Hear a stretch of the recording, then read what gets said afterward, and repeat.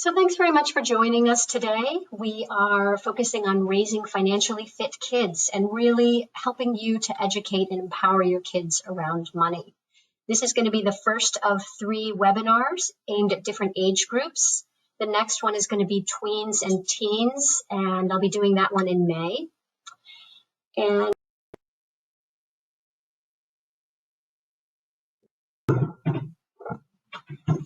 good morning or afternoon, and thanks for joining us for Raising Financially Fit Kids, helping you to educate and empower your kids around money. This is the first of 3 sessions we'll be doing. Our next one is going to be tweens and teens, and that one's in May. So,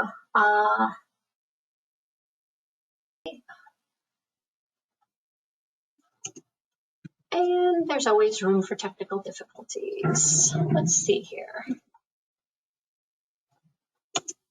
Okay, there we go. So today's topics, we're going to introduce ourselves and talk about what's going on in the world of financial literacy in the United States today. It's not such a pretty picture. We're going to talk about values in money, how to teach kids to learn to earn, saving and investing, obviously, and budgeting and borrowing are critical, and how to teach kids to give back. So my name's Deborah Cartisser. I'm from 12 Points Wealth Management. So we offer wealth management to individuals, and we also do 401k management for companies. And I work with the more complex planning clients that we have, working on wealth transfer for multi-generational families. My particular focus and interest is on helping women, especially women in transition who are maybe getting divorced or have lost a spouse or a parent, and helping them to become more confident in their financial world. And so each month I'm doing a different webinar on a different topic. Although the practice is called Women in Wealth, the topics are universal and geared towards everybody. And each month I have a different guest, and my guest this month is Amanda MULHALL. She is an attorney specializing in providing services to young families and assets. So Amanda? Hey Deb, thanks for having me. As Deb said, my name is Amanda MULHALL. I'm an estate planning attorney. I have a practice in Natick, Mass, where I help families who have minor children create comprehensive estate plans. So Deb, from our end, I'm not sure that you have the slides going. It looks like there is a picture, but it looks like, there we go, perfect. So okay. Nothing like a little glitch to get us going. Right.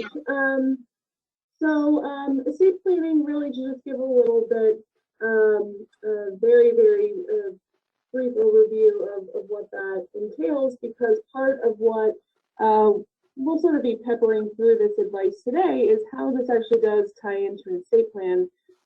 So really estate planning is making sure that you are not here anymore to raise your kids, that we've really thought along the way of who is going to raise them for you, who is going to manage assets for them.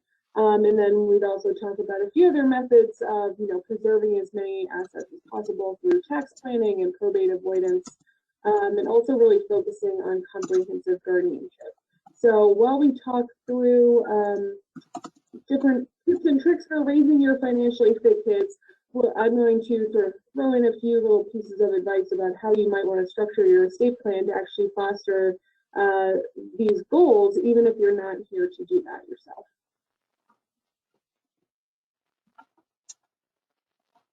Great. So I want to tell you a little bit about a financial capability study. So this is a study, a national study that's done every 3 years. And what we're seeing is a decline in financial literacy. And in the past 19 years, we've seen a decrease by 19%. And that's pretty significant. So it's really important as educators to try and spread the word and help people to help their kids and families. And we're very committed to that. So what we're seeing is really there's a lot of stress between both adults and children, or among, not between, but adults and teenagers are reporting very high levels of stress when thinking about their finances. And it's not simply about not having enough. It's really about managing and mastering it. So, as a parent, with two teenagers, I found it really sobering or even frightening that 30% of teenagers don't believe they're going to be independent from their parents by age 30. That is shocking to me and scares the pants off me. So let's try as parents to change that. 4 out of teens fearing they're not going to be able to afford to live on their own. That is sort of shocking. And parents, although 75% think that providing guidance to their kids is a moral imperative, only 36% feel equipped to do it. So we want to help you build your skills and your confidence for you and your kids. So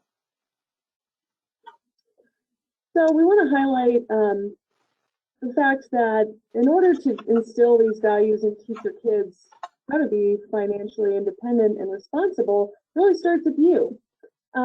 So making your own long-term plan is really essential, and you don't need to reinvent the wheel to do that. There are professionals here to help you accomplish this, primarily your financial advisor, like Deb, for example, trying to help you create a long-term strategy for saving for retirement and accomplishing other goals you may have, making sure that you're working with your estate planning attorney to make sure that you have actually protected your wealth and thought about what would happen to it if something happened to you. And then, of course, working with your accountant on an annual or more regular basis to make sure that you all of your tax matters are taken care of. So once you have created your own plan, you'll be able to really translate your attitude about finances to your kids. Your own confidence will really empower them to make good decisions for themselves as well, because if they see that their parents aren't afraid of talking about money and instead they're very proactive, you're able to really show them that they have the ability to do that as well. And so I touched on this, making sure that you have your estate plan there. So even if you're not available or here to influence your kids' choices in the future about finances, that you have thought about who you want to do that for you and actually created materials to help those individuals share your values and your hopes and dreams for your kids with respect to their finances. And Amanda has some great ideas on how to do that, how to translate those values. So that's really important. And in looking at people in general, not just children, there are 7 money personalities that it's helpful to be aware of and understand that much like normal personalities, the money personality isn't formed by you as the parent. It's really sort of hardwired into the human when they arrive with us. And you can have 3 different children with 3 distinct money personalities. So this isn't about you and what you're doing. It's about understanding them and how to help them. So, the hoarder, we've all heard about this and seen it. This is the person who really values monies for money's sake.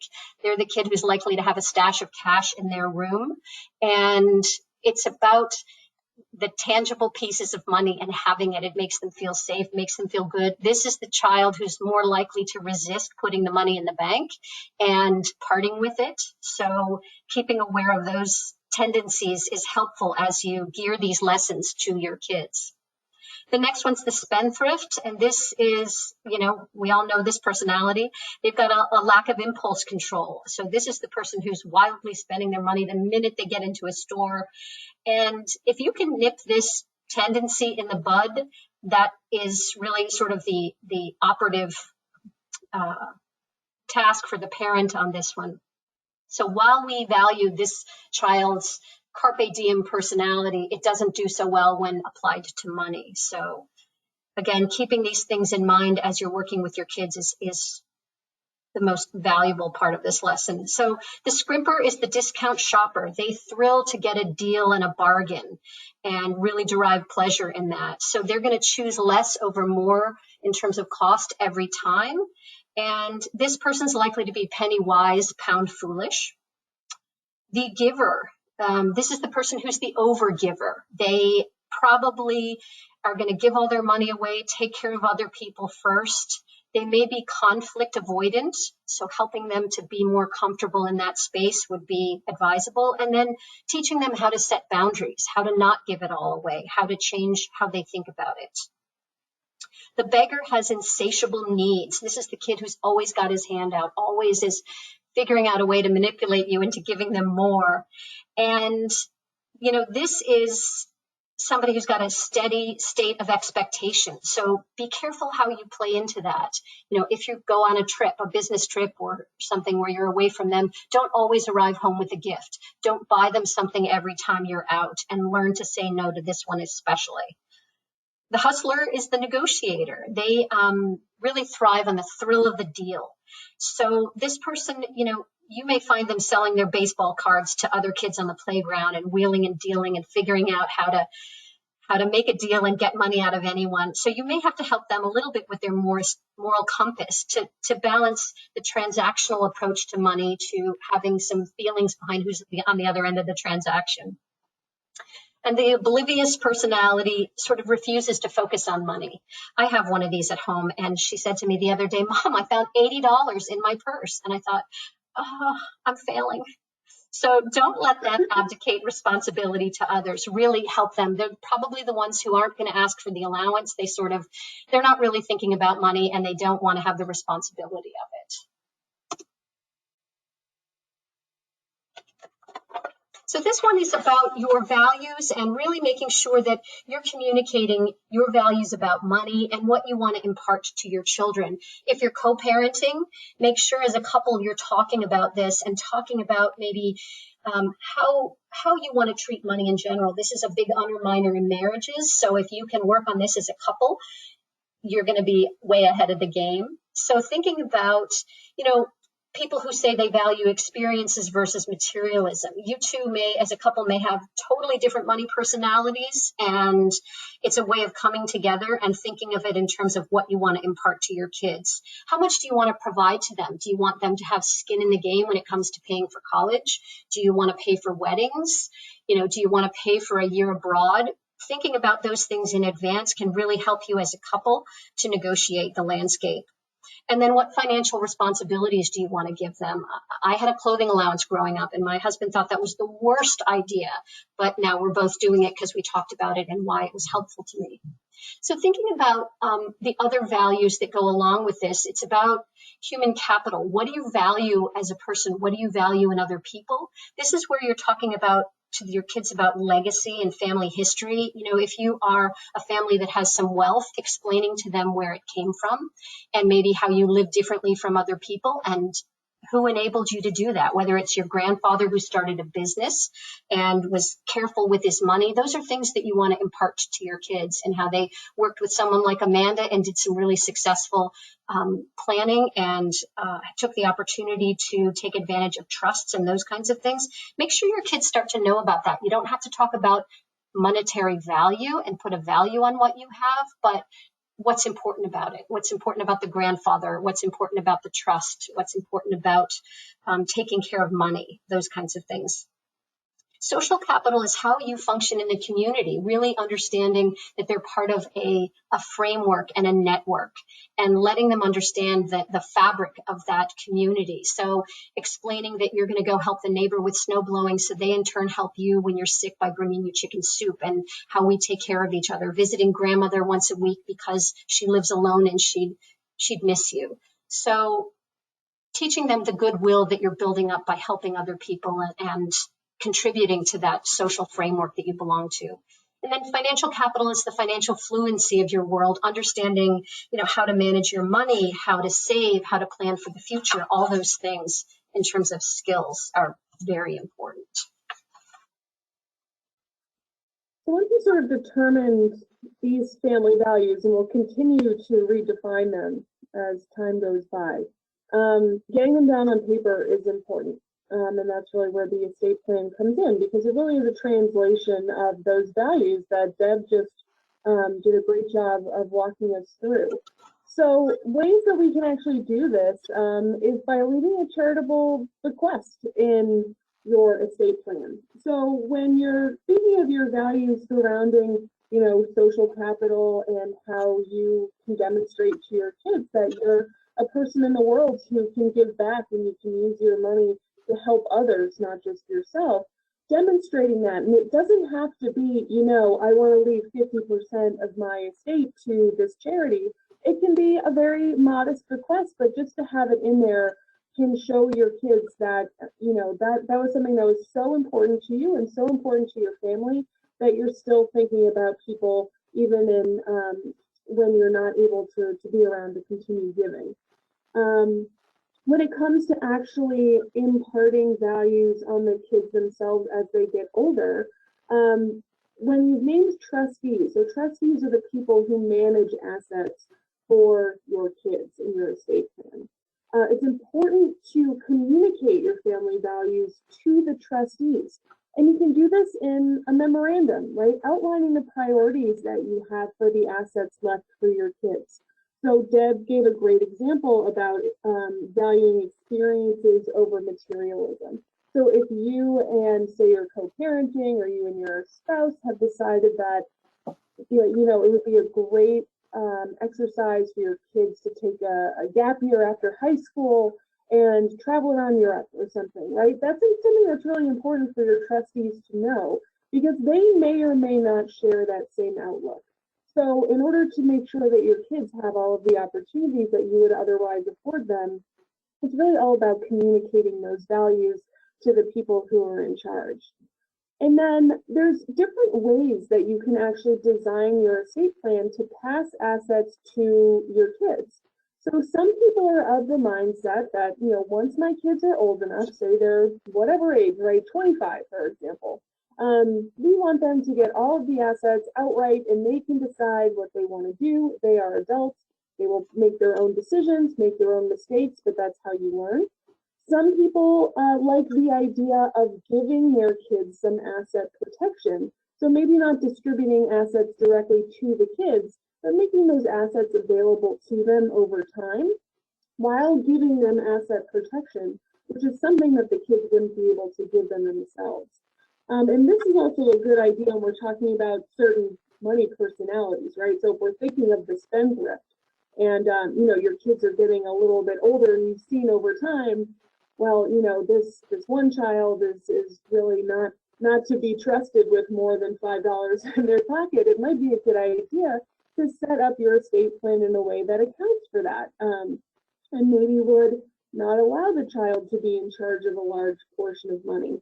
Whereas if you have somebody who's a little bit more like the hoarder, right, we might not be worried about them spending it all at once, but might be concerned about them, you know, not spending it at all.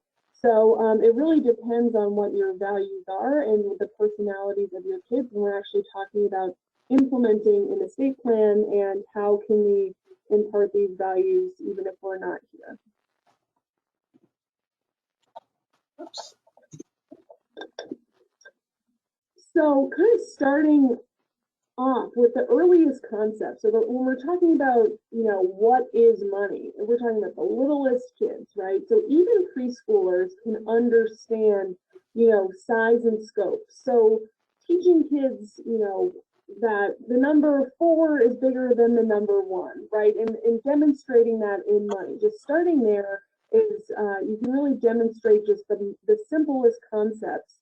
And by age 4, kids can understand that money is exchanged for goods, right? They might see you at a store paying cash for a pack of gum, right? And they see that exchange happen. So they start to recognize that money can get you stuff, right? And then once they get a little older, around 5 or 6, and they understand that the coins and the bills have different values, and that they can do different things. You can buy a pack of gum with probably any denomination of a bill, but to buy something like a bicycle, you can't use a $1 bill, right? You probably wouldn't be using coins. So they start to differentiate what money is used for once they start to understand the concept of it.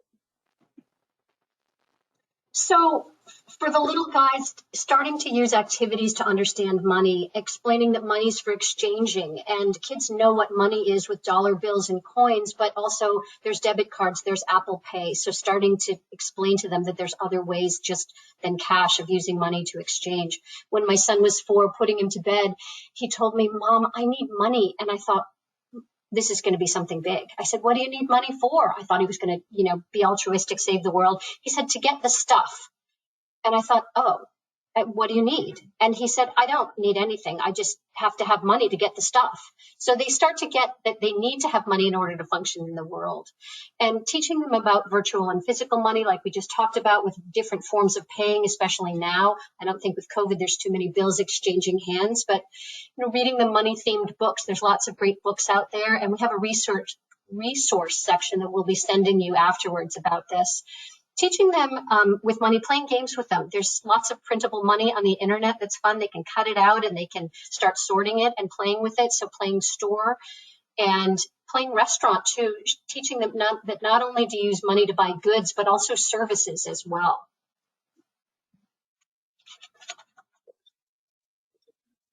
So kids start to then understand the cost of things. Once they get the concept of money, then they start to understand that different things have different costs, right? So that gum versus a bike, right? They don't cost the same thing.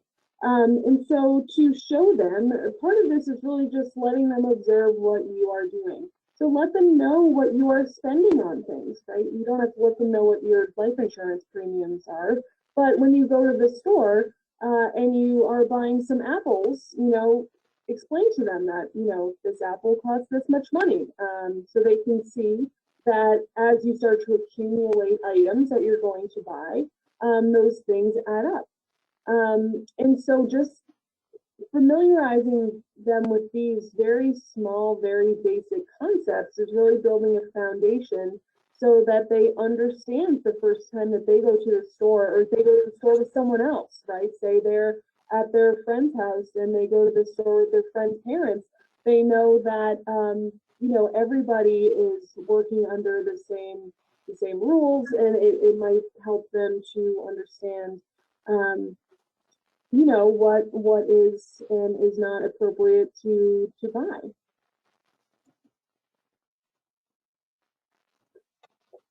So there are some activities to help your kids understand cost and value, because it's not always just about the cost. It's actually demonstrating to them that items have different values too.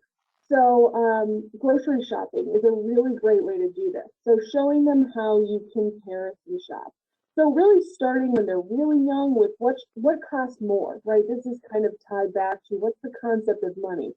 So, you have 2 cans of beans and one costs $1 and one costs $2, starting to show them that, the one that costs $2 is more expensive. So maybe we're going to buy the one for $1 because that will cost us less. And then older kids, like I mentioned earlier, can start to add up the cost. So if you're buying 2 cans of $1 beans, have them add that up. And then also let the kids pay the cashier. And this is a great way. Starting with cash is obviously probably ideal to do this, because they can actually see, the numbers and how much does this cost? Well, we went to the store and we spent $20.30. So how much do we need to give to the cashier so we can take these items home? So as they start to get older, we can start to explain to them the difference between cost and value. And this is where different things have different values to you as well. So using a t-shirt versus a designer shirt, they're the same functionality, which a little kid can understand. And one is going to cost $15 while the other costs $75. So what's the value? Maybe that has no value to you, but maybe it does. Maybe it's designed by somebody that you love and adore and it's important to you. But explain the difference to them so they can start understanding those concepts. Obviously, need versus wants. Little kids can understand needs versus wants. For little guys, you can use food as an example. We all want cupcakes, but we can't simply eat them until we're in a state of biliousness. So really teaching them to identify needs versus wants. And saying no and delaying gratification is so important. And, when you take them through a mall or something, teach them to walk through and evaluate different choices that they have. When they come into the candy store, not to fall down and just buy everything with all their money, and show them also when you're doing this, when you say no and you delay your gratification and why. I've got I've got plenty of pairs of black shoes. I think I'll say no to those today. And also using language that says, we can afford that, but it's not how I want to spend our money, so that they can start to see you making choices and evaluating things in those terms. And then showing them how to see value in things that you don't want anymore. Involve them in packing up clothes and explain to them how it's going to help other families and things like that, so they can be involved in recycling and reusing. So how do we incorporate worth into an estate plan for your kids? So really here I want to focus on working with or appointing people in your estate plan who share the same values surrounding worth that you do. So ensure that the trustees, so the people who are managing assets for your kids, actually share those views. And I have the example here again, that gap year between high school and college. That's a really good example. But don't solely choose your trustee based on whether or not they have money themselves. And this goes for the same thing as the guardian. So the guardians are the people who actually would raise your children if you were not around. That's not necessarily the same as the trustees. Those can be separate roles. So you may have somebody who is great with kids who might not be so good with money, and you want that person to raise them, and then you have someone else in your life who is terrific with money but might not have the space or the mental capacity to add additional children to their lives. So really it's about choosing the right fit, right? And it's not about the resources that your trustees and guardians have themselves. It's more about what they're good at and who shares these values with you about money and family and your role in the world.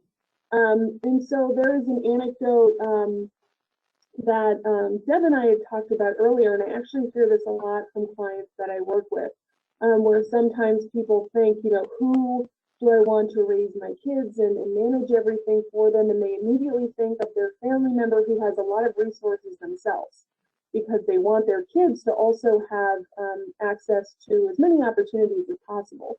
But really, you should think back to one of those first slides that I was talking about, when, you know, it's up to you to build your financial future with your team of people.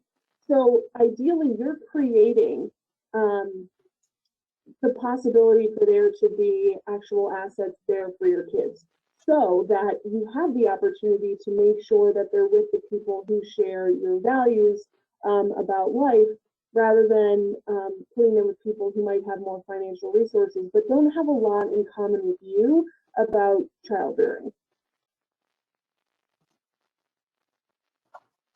So start activities and teach your kids to understand values. So you're not lecturing at them. You're bringing this into everyday life and activities. Little kids can understand trade-offs. You know, going to a birthday party versus going to the movies. They're both happening at the same time. You can't do both. You have to pick one. You can't wear your two pairs of favorite shoes at the same time. They understand that. And money's the same way. You can't buy everything. You've got to make choices. So teaching them and getting them confident making choices, especially early, is so important. And then teaching them to find bargains and how to price shop, whether you're at the store or you're seeing a sale. You know, you don't want them to be gravitating just to the sale, but understanding, wow, if we can get this for less money and we need it, we're going to buy it anyway. That's money that we are not spending. It's not saving, but it's not spending. And we want to sort of, because saving itself is kind of hard, because it involves a lot of different sort of mental processes, right? It has to do with delaying gratification. It's about making choices day to day to save for something in the future. It's about identifying something in the future that they really want. So presenting to them, you know, all opportunities don't have to be right in the now, right? It can be later. It can be, you know, we can have a candy bar now, but that means that we're not going to get ice cream later. You know, would you rather have ice cream later? We can do that, but we just need to have that be our future goal. So it actually, there's a lot that goes into actually leading them up to the, you know, maturity level of having them being able to save for the future. So tools for success that we'll talk about, piggy banks. Piggy banks, don't think of one bank, think of three. And the discipline around spend, save, give, which we'll talk about. Get clear piggy banks. And there's lots of crafts and things you can do to decorate them. You can take Voss bottles, those big tall cylinders in the store, and take the labels off and let them have at it with paints and stickers and everything else. All you have to do is Google spend, save, give crafts, and there's tons of them out there. So allowance, starting an allowance for them and teaching them and letting them understand that it's about practicing with money. And they're going to make mistakes, and that's okay. That's part of the lesson and part of what they're supposed to learn. So allowance equals practice money. Bank accounts, there's some of the smaller banks and community banks probably still have the old passbooks. The kids can enter things in themselves and track it. When they get a little older, having a debit account might be a new lesson. So you can bring them up in the bank account area and sort of up the ante a little bit with different types of accounts and ways of using that money. Obviously, I wouldn't suggest you give a debit account to an 8-year-old, but you guys know your kids best. And show them the apps that you're using.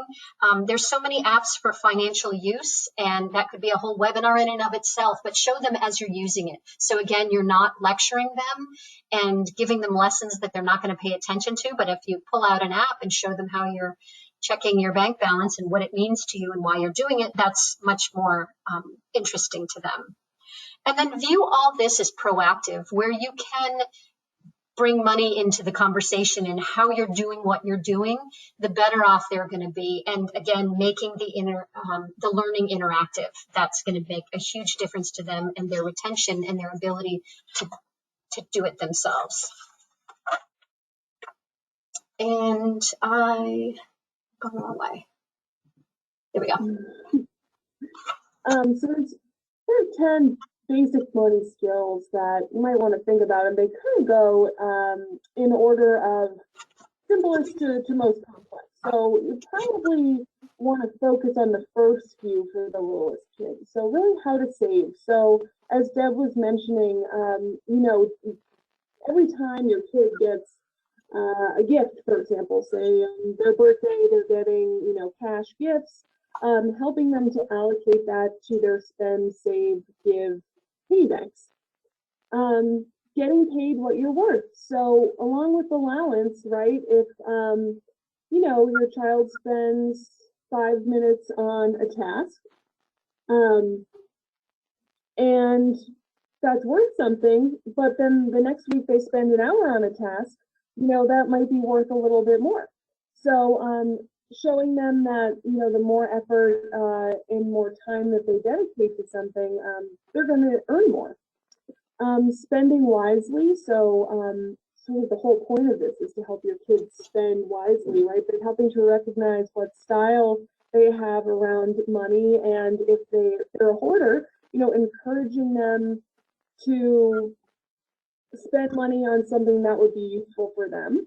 And if they're a spendthrift, showing them that they shouldn't be spending so much money on things that might not be particularly useful. Also talking about money, some people are hesitant to do so because it's improper or something like that. But kids aren't learning this in school usually. So actually talking about money and letting them know that it's not taboo, it's actually something they need to pay attention to, and it's a big part of life, will help them get comfortable with those concepts. Living within a budget, obviously letting them know, we have $10 here, we can't spend 15. That's pretty important. We're going to talk a little bit about how to invest, and we'll get to that in a little bit more detail, but this is really just an activity to familiarize your kids with different language around investing and saving for the future. Exercising an entrepreneurial spirit. So that's kind of like the lemonade stand, right? So if your kid is the hustler, right, and they want to go out there and they want to make $5 and they come up with a way to do that, how can you help them reach those goals? What is an age-appropriate way for them to make a little bit of money and actually foster that and give them the confidence that if they have some ideas, they can actually put those ideas to use and make money for themselves. Once they get a little bit older, right, telling them about credit and how to handle credit, you know, it's important to make sure they really have the foundation first before we start showing them how to spend money that they don't have. But that's really critical, especially when we get into start getting a little bit older and we're talking about student loans and things like that. And then sort of the higher goals of using money to change the world and their place in the world, and how they can use the money that they earn to help other people and further causes that they might find to be important. And that money and time are great ways to invest in those causes that they might find important as they get older.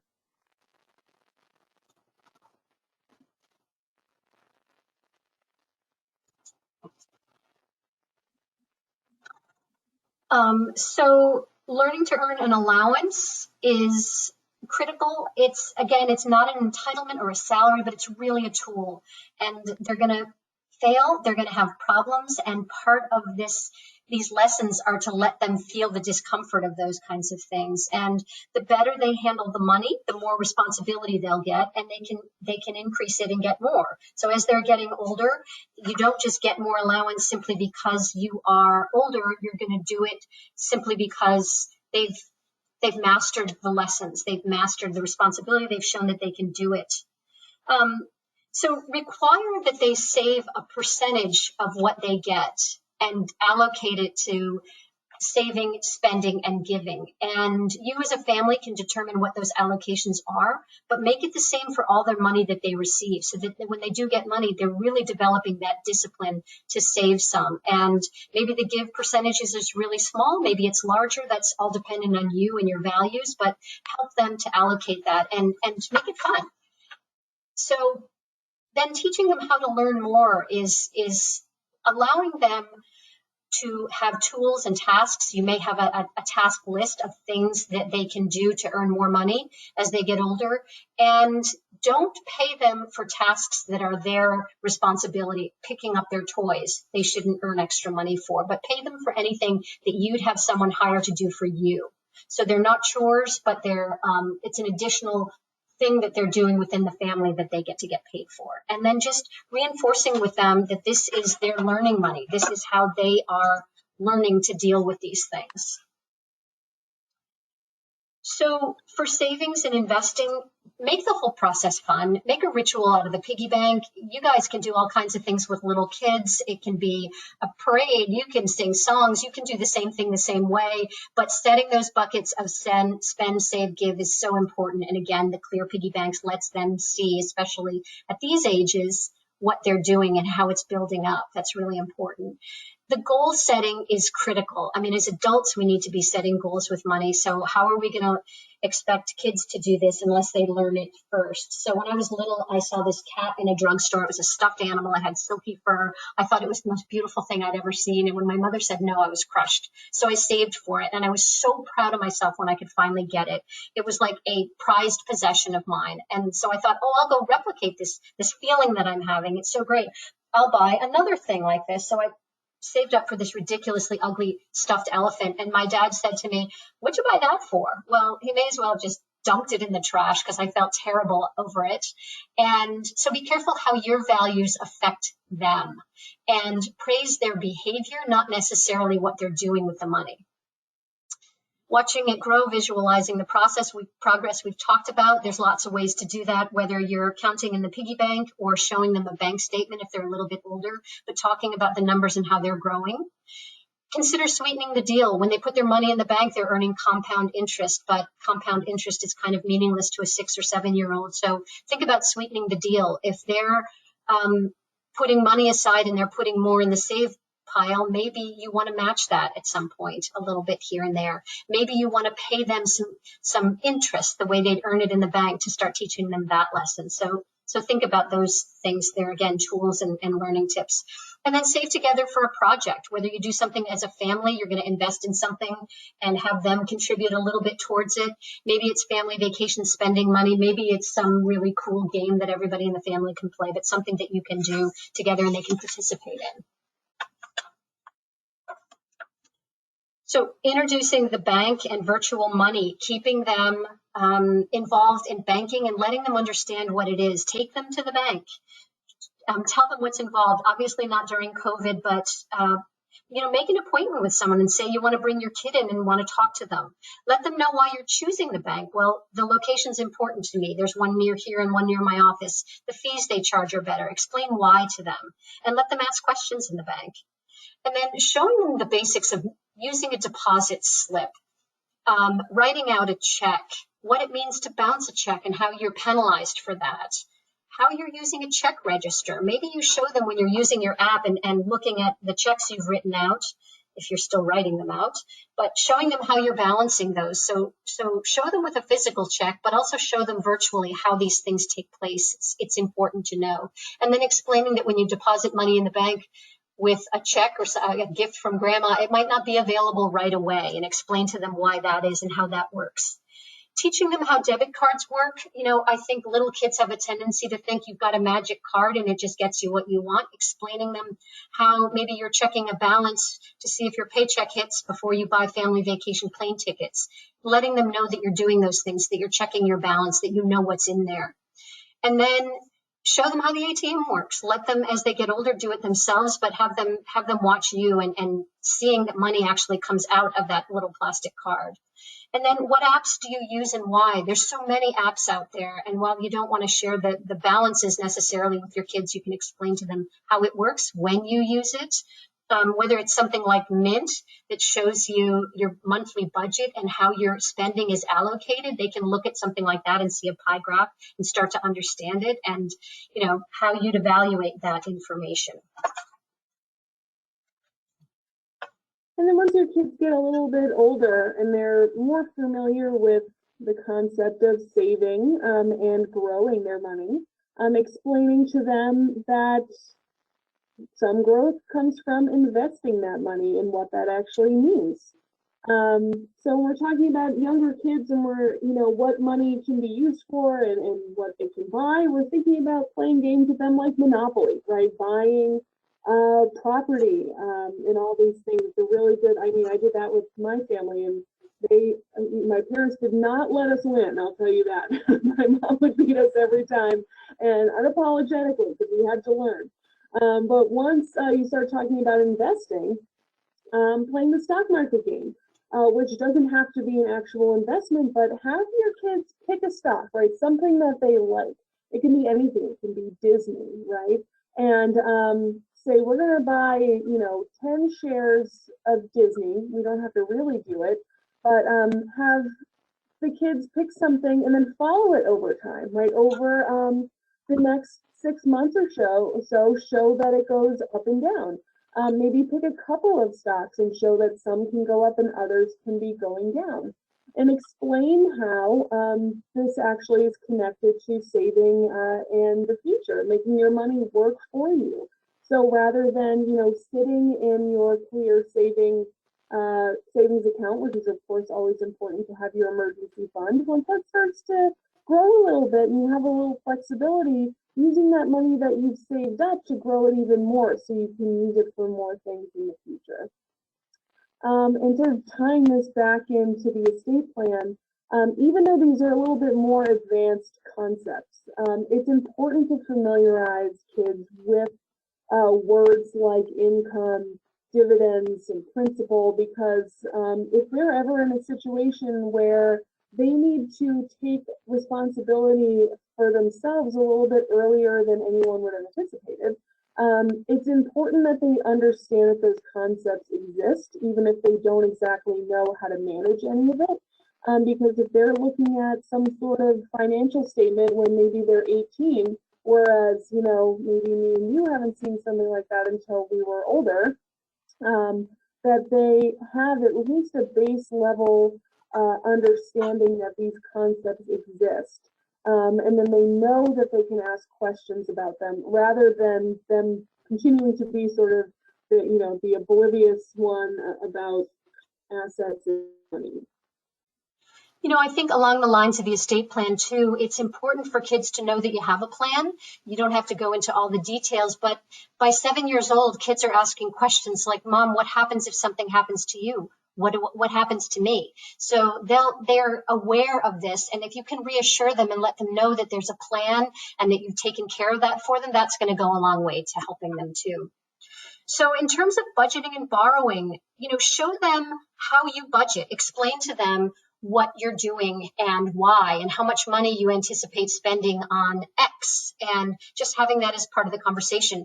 As you're saying no to your kids who want to eat out at restaurants 5 nights a week, you can explain to them, no, we have a food budget and it's like this, or we don't want to do that because of it's expensive and that's not how we want to spend our money. We'd rather go on 3 vacations this year than eat out. So help to explain to them how your values are dictating your budget. Let them choose a restaurant. Give them a dollar amount and say you can go to this restaurant twice, or we can go 1 visit to the very fancy restaurant that's delicious and we love, but that's 1 versus 2, so that they can start doing that. And then, a family vacation, you can involve them in the discussion. We can go to Disney, or we could for 4 days, or we could go to a beach vacation for 8 days. And maybe they don't get an actual vote, but maybe they can be part of the discussion. So let them live with the consequences of running out of money. If there's one thing you can do, it's let them feel the discomfort of making those mistakes and of not having the money that they want when they want it. Do not bail them out. It's so important. If this lesson can be learned early on, it will save them from years of heartache. And I know it's so easy just to say yes to our kids and buy it for them, but it's really a lesson that's going to last a long time and be impactful in their life. So using the library for borrowing lessons, if kids aren't really gravitating towards the money lesson, use borrowing in the library and how you borrow books and you get a card. And if you don't bring the book back on time, you're paying fees, so they can start to understand the give and take of that. And if they're going to borrow small amounts, you've got a little kid who's got some money in his spend jar and he doesn't have it with him. Well, he says, Mom, I'll pay you back. Well, make sure that he pays you back, and you get home and you think, oh, I don't really want to take that money from him. I'm sure he's forgotten. He hasn't forgotten. He knows exactly that he owes you the money, so make him pay you back. That's really important. And then start to foster independence. Let kids manage their lunch money for the week. Give it all to them in the beginning and see what happens. See how they do. Explain to them how it works, how much they need for each day. And if they run out, you're not going to make them starve and miss lunch, but they can make a peanut butter sandwich for themselves instead. But let them start to be independent and start to learn these lessons themselves.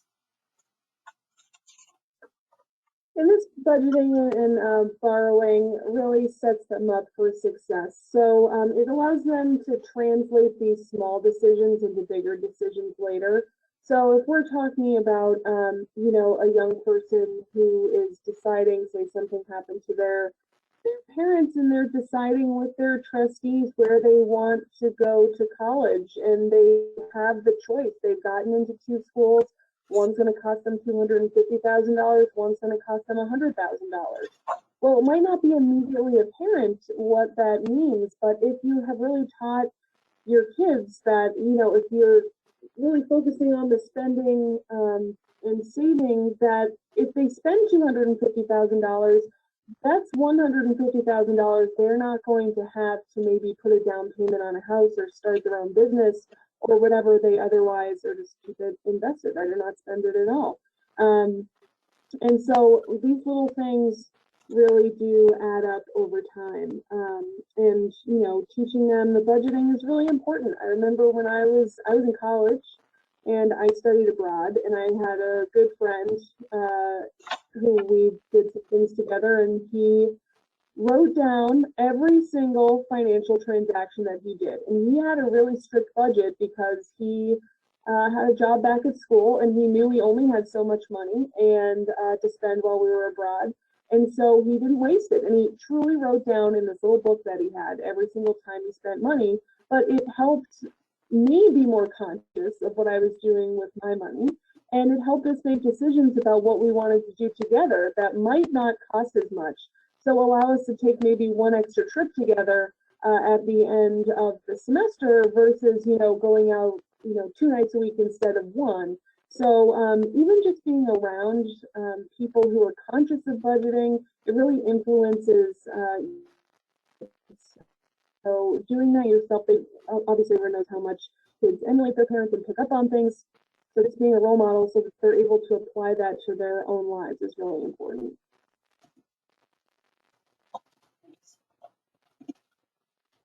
One of the questions in the panel is speaking more about giving an allowance and how much is appropriate. Should it be tied to chores?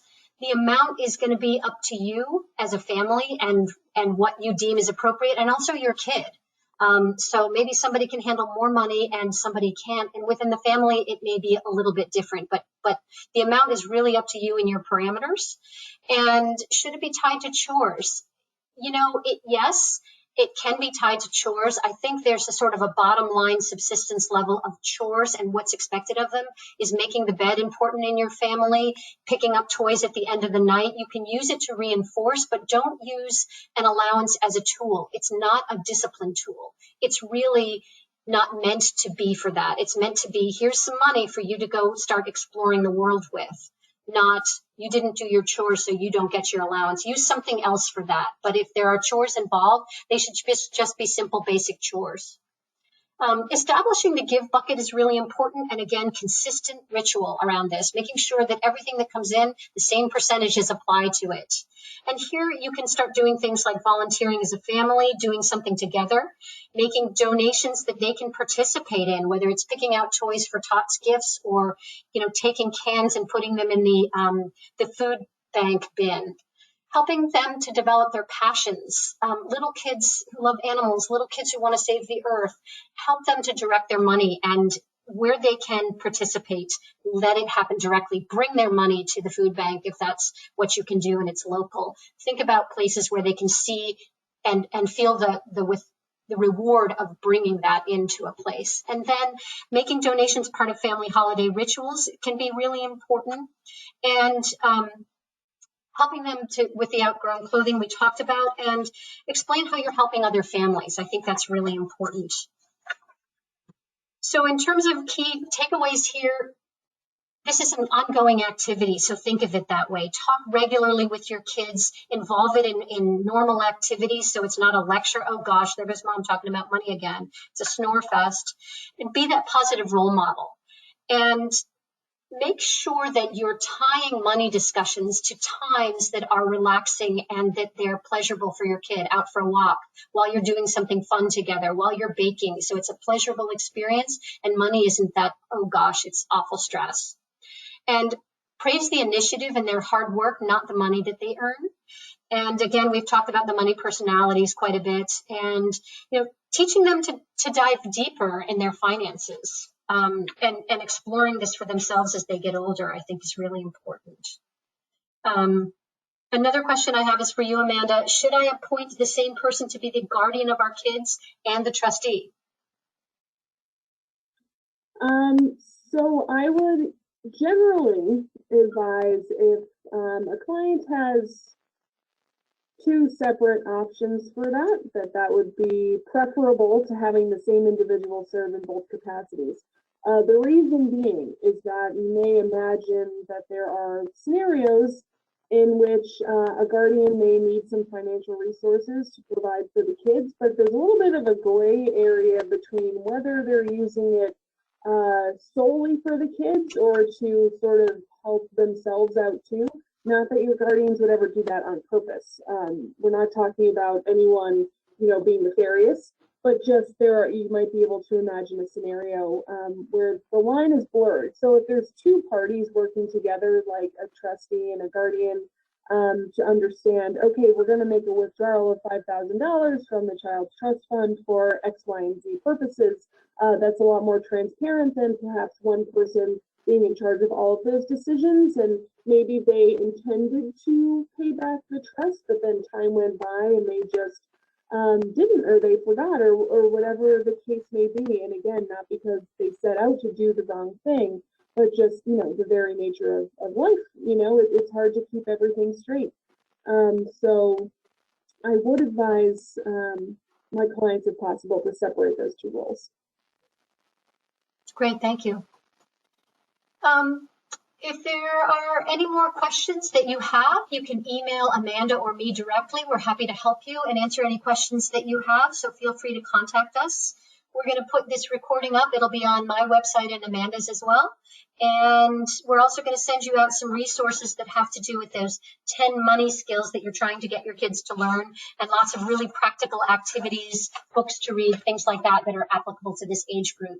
So thanks so much for attending. We hope you enjoyed our presentation and that it's been worthwhile to you. And look for next month's webinars as well. Thanks so much.